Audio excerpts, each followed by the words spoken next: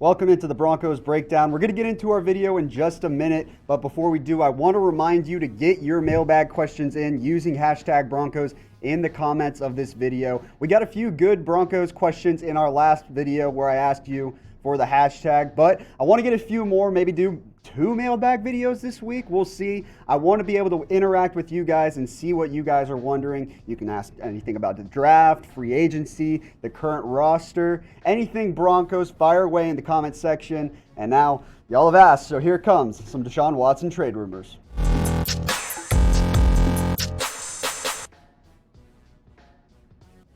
Welcome into the Broncos Breakdown. I'm your host, Sam Brown, and today we're diving into some Deshaun Watson trade rumors because it seems like they're never going to stop until he is actually moved. And if you actually follow us or you're subscribed to our main Chat Sports channel, we broke down, Mitchell Renz broke down from 1 all the way down to 31, every team's chances of trading for Deshaun Watson. It's a very fluid situation, so don't get mad at me for the list. It's all Mitch. Mitch made it all himself.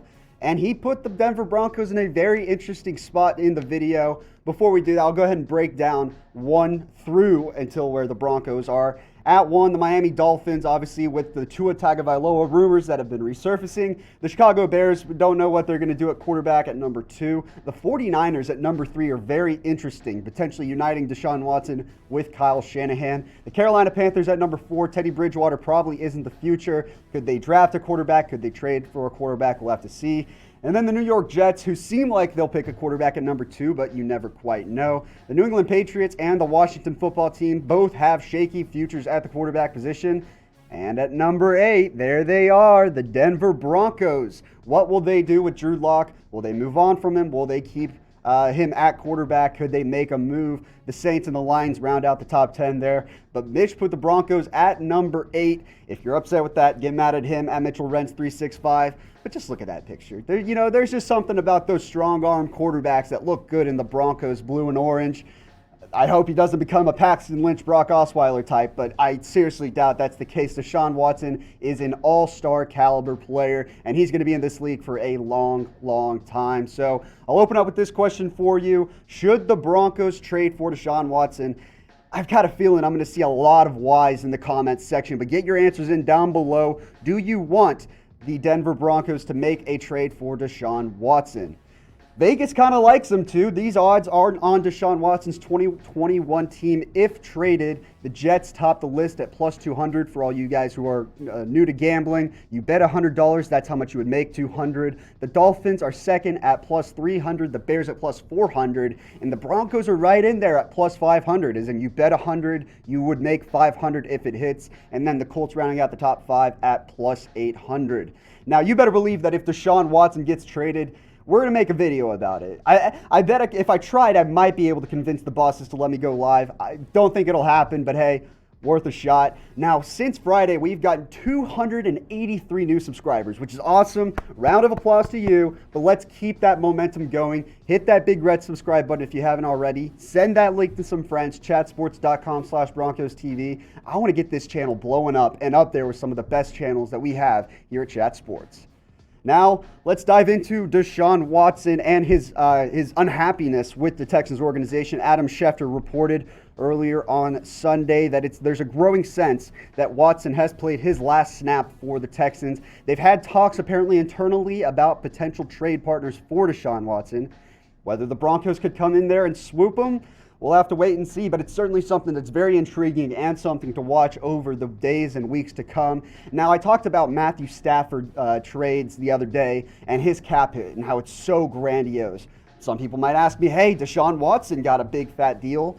Yeah, but that doesn't really kick in until about 2022. He's only making about $10.54 million this year, or in the 2021 season. That's a fairly manageable fee. I mean, it's a great offer, or it's a great price for a quarterback of Deshaun Watson's caliber. Now, some of you saw that video the other day where I told my take. I am team give Lock 1 more year. I think he's got the potential. He's got the pieces around him if they can get healthy, and if maybe he can fix some holes and add some depth to the offensive line, that Drew Lock could pan out as a good quarterback. So I'm getting a little bit of a revisionist history here. I am team give Lock 1 more year. Unless you can get Deshaun Watson, of course. I mean, this is a completely different conversation that you're talking about. I wasn't even factoring that in. If you can get Deshaun Watson, you go get Deshaun Watson. I mean, this guy is a budding star. He's a superstar already and is only going to get better. Led the league in passing last season with a horrible core of receivers around him. After they traded away DeAndre Hopkins, his top receiver was Will Fuller, who then got suspended. Brandon Cooks was injured at some point. Kenny Stills was released during the season, and yet he led the league in rushing. And then you factor in what he does on the ground game, in passing yards.